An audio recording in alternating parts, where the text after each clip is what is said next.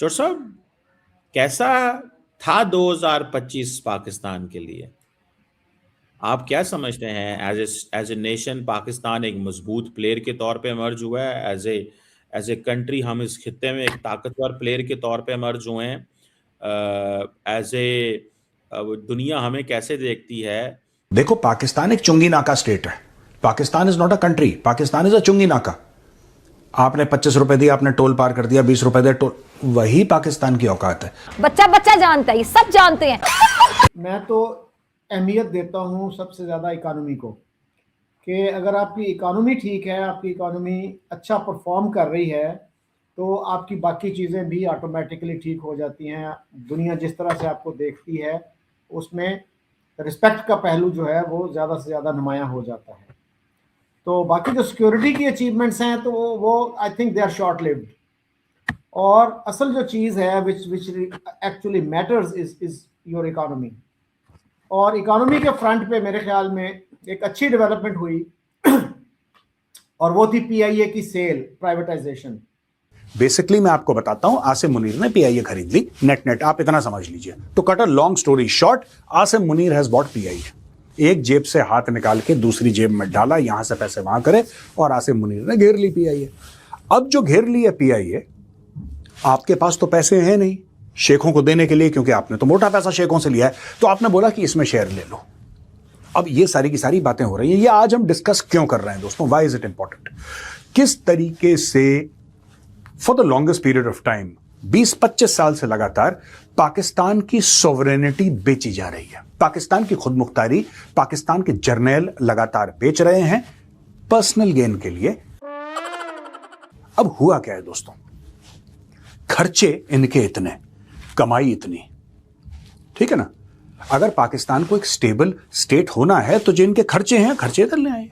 ये तो नहीं हो सकता। जितनी कमाई आप उतना अपनी चादर देख के पैर फैलाइए। ये कॉन्सेप्ट पाकिस्तानियों के लिए नया है, right? Pakistan is like a teenager with 4-5 credit cards. अच्छा, वो क्रेडिट कार्ड बाप के नाम पे हैं, पापा के नाम पे हैं, खुद के नाम, यानी कि आपने स्वाइप करा लेकिन पैसा आपको नहीं देना। So Pakistan is living the dream, लेकिन डेट्स पाइल अप। अब मैं आपको बताता हूं हुआ क्या क्या है पाकिस्तान में, और किस तरीके से पाकिस्तान ने over a period of years अपनी सोवरेनिटी बेची है। सोवरेनिटी पाकिस्तान ऐसे नहीं बेचता। देखिए, पाकिस्तानियों को एक बहुत बड़ी गलतफहमी है कि यूएई पाकिस्तान में इसलिए पैसे डाल रहा है क्योंकि वो मुसलमान मुल्क है। मैं ये नहीं कह रहा कि सारे पाकिस्तानी इससे फूल्ड हो जाते हैं, इससे बेवकूफ बन जाते हैं, मैं ये नहीं कह रहा। कहना क्या चाह रहे हैं भाई आप? पंडित जी कितनी बार बोला है, मोमेंट मत तोड़ा करो यार, बता रहा हूं ना, स्टाइल है भाई का। मैं कह रहा हूं कि जो आम पाकिस्तानी है, जो जाहिल पाकिस्तानी है, राइट, उसको ये कहानियां अलिफ लैला की बड़ी अच्छी लगती हैं कि मुसलमान मुल्क है और मुसलमान के साथ खड़ा है, अगर एक मुसलमान के पैर में दर्द होगा तो दूसरे मुसलमान के सर में दर्द होगा। ये सारी की सारी अलिफ लैला की कहानियां उनको सुनने में बड़ी अच्छी लगती हैं, क्योंकि that country is a failure. बात तो सही है। सब आपने एक बात की है कि पाकिस्तान की जो सिक्योरिटी सक्सेस है वो शॉर्ट लिव्ड है। हाउ? आप नहीं समझते कि पिछले 2016 से लेके 2025 तक पाकिस्तान पे भारत ने 3 हमले किए, और अभी जो सिचुएशन आई है इसमें पाकिस्तान ने अच्छा परफॉर्म किया है, तो दुनिया पाकिस्तान के साथ को डिफरेंट एंगल से देख रही है।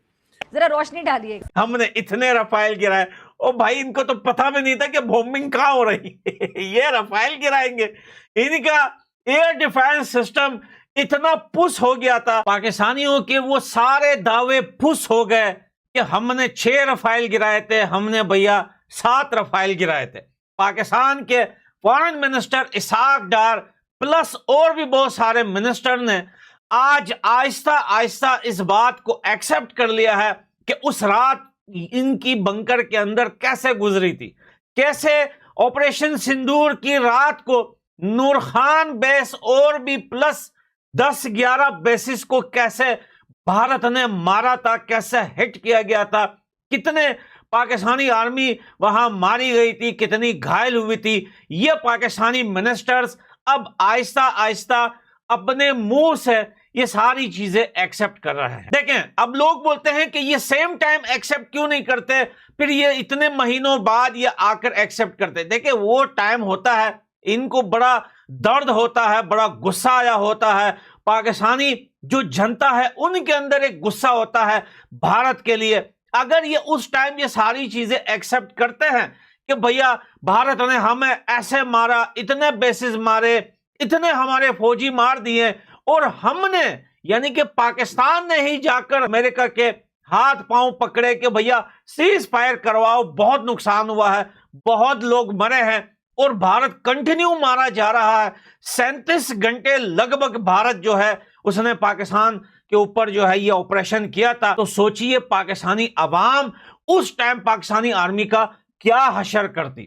तो भाई इसलिए उनका गुस्सा कंट्रोल करने के लिए पाकिस्तानी आर्मी को हमेशा झूठ बोलना पड़ता है। जहां अब आप एक बात तो क्लियर रखें कि जब जब पाकिस्तान अपनी जीत का जश्न मनाए, क्योंकि आसिम मुनीर ने डांस पार्टी भी रखी थी, ऑपरेशन सिंदूर के 1-2 दिन बाद इन्होंने डांस पार्टी रखी थी, और बहुत सारे ऑफिसर, जनरल्स और लोकल सिविलियन को भी बुलाया था, आइए हम ऑपरेशन सिंदूर जो है भारत की तरफ से जो स्टार्ट हुआ, हम जीत गए, हमने इतने रफाइल गिराए। लोग उसमें केक खाकर डांस कर रहे थे, वो वीडियो पड़ी हुई है, ऑफिशियल DGI-SPR पेज से अपलोड हुई थी। लेकिन हकीकत पर्दे के पीछे ये थी कि भैया वहां पर आर्मी जो सोल्जर थे उनके घर वाले उनके जनाजे उठा रहे थे। लेकिन आसिम मुनीर जनाब अपने आप को बचाने के लिए, दुनिया को यह दिखाने के लिए कि भाई हम जीत गए हैं, डांस पार्टी रखी, और पाकिस्तान के सिविलियन लोग भी वहां जाकर